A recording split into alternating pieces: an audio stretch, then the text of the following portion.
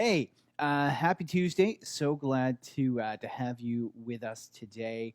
Last week, man, last week was gorgeous, wasn't it? I mean, just every day. It was just sun and it was beautiful. It was windy every now and again. Friday, like it was like 25, 26. Just a gorgeous week.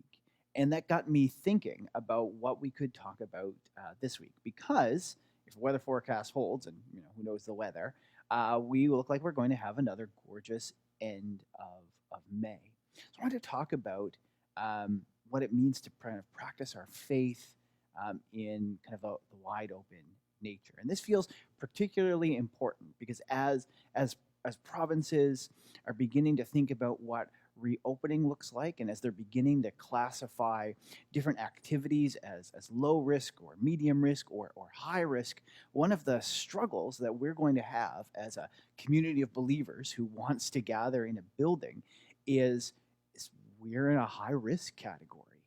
That people coming into an enclosed space with less than ideal air circulation for a prolonged period of time is kind of what we do. And that means we fall into this higher risk category. It is more risky to have 50 people come into a building and share hymnals and pass plates and sing and spread their germs everywhere than it is to quickly duck in and out of a grocery store. And even that's a little nerve wracking.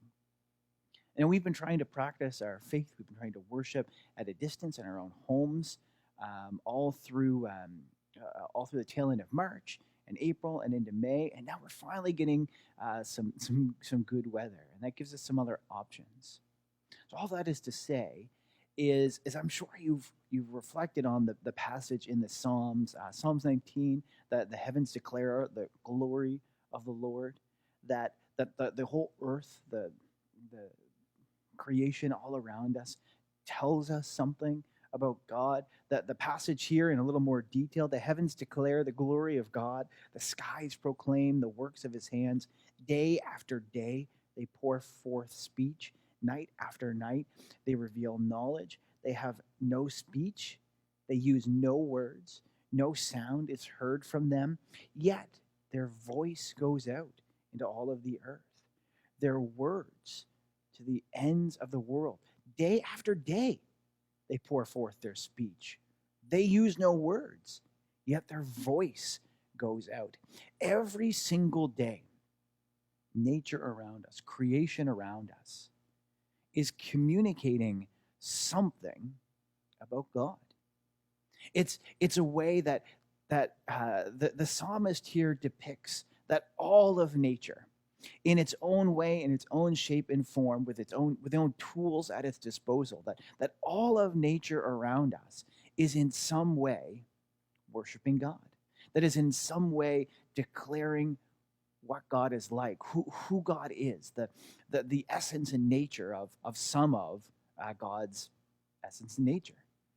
And we get to participate in that if we want to.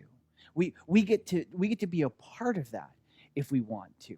See, for so many of us, we have gotten so wrapped up in the hour or 2 hours or so on a Sunday where we gather in a very specific place and do a handful of very specific things, that we kind of lose touch with the multiple ways to worship and the multiple spaces to worship. So today, for the next couple of days, I want to encourage some ability to worship and connect with God outside.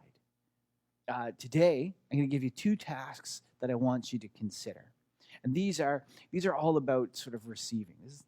When we get together again on Thursday, we'll talk about things that you can do, but this really is more about kind of receiving and taking in.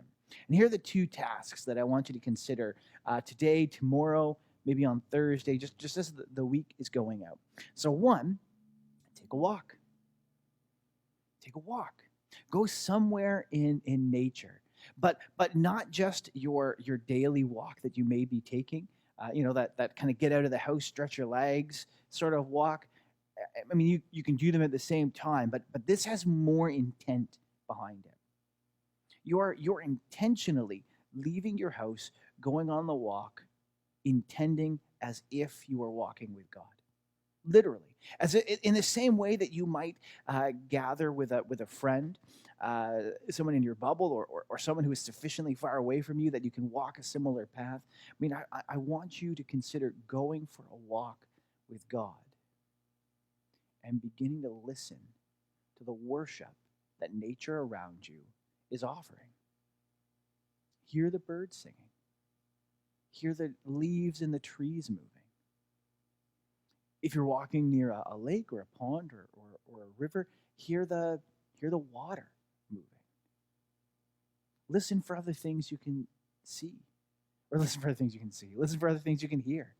Look at the different colors that you're beginning to see as spring is finally starting to emerge.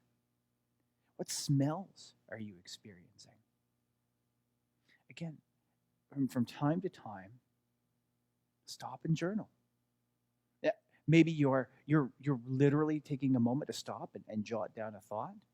Maybe you're snapping a picture. Maybe you're particularly inclined to photography. Maybe you really are taking a moment to capture something that just really catches your eye and highlights something about God. But again, make it intentional. You're not just enjoying a nice day. You are taking a walk with God and hearing the worship of the way the world around you is worshiping, the way the nature is worshiping, and try to become a part of that. That's first task. Second task, wake up early and watch a sunrise. Or if that's not going to work for you, deliberately take an opportunity to watch a sunset. If that one's not going to work for you, take a moment on a beautiful starry night and just get lost in how many stars you can see. Try to find a place with as little ambient light as you can find to where you can go and just get lost in a beautiful starry night.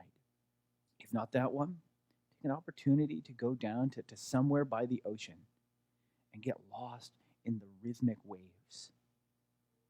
Maybe combine those a little bit. I mean, if you can go out to an ocean in a starry night, or catch the sunrise or the sunset, and just experience both of those kind of moments at the same time, awesome. But allow yourself to really sink into what you're seeing and experiencing. I know I find if I spend enough time staring at a beautiful stretch of stars, or really allowing kind of the rhythmic waves to wash over me, I am immediately struck by two very different but complementary feelings. One, I tend to feel a little smaller. Once you take a look at the heavens as best as you can, or stretch your eyes out around the horizon of an ocean, I tend to feel just a touch smaller. But I also tend to feel loved. My connection, my understanding that God, who created these immense things, who still takes time to know me and to know you and to love me and to love you, I at once feel a little bit smaller, which is good because we all can think a little bit too highly of ourselves sometimes, and I feel immensely loved. The world doesn't feel so scary when you're listening to the waves roll, or you're watching the stars shine. Those are your two tasks. Take an opportunity to take a walk with God and journal, photograph, poetry if you'd like, and take an opportunity to see one of those big moments that nature provides, but frequently, the rolling of the waves, a star shiny night, a beautiful sunset or a sunrise, and just to really drink in how nature is worshiping. And just experience something of God. Connect with God that way. And after you do that for a couple of days, and I hope you will do that for a couple of days, then when we get together on Thursday, I have two other tasks for you on ways that you respond to the worship that you've been engaging in. So that's it for me. Thank you so much for joining us. We will look forward to seeing you again on Thursday. God bless and stay safe.